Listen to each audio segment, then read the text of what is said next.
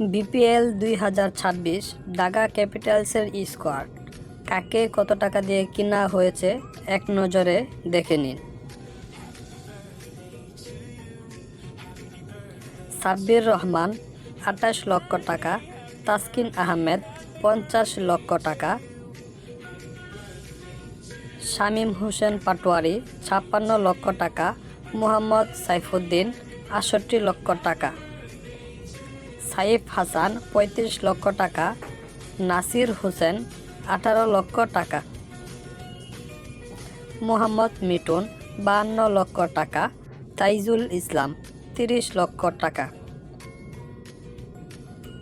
তুফায়েল আহমেদ 18 লক্ষ টাকা, ইরফান শুক্কুর 18 লক্ষ টাকা, আবদুল্লাহ আল মামুন 14 লক্ষ টাকা, মারুফ রিদা 14 লক্ষ টাকা, জায়েদ উল্লাহ 11 লক্ষ টাকা, মাইনুল ইসলাম 11 লক্ষ টাকা, এলেক্স হেল 42 লক্ষ টাকা, দাসুন সানাকা 66 লক্ষ টাকা, উসমান খান 42 লক্ষ টাকা, জুবায়ের উল্লাহ আকবর 24 লক্ষ টাকা।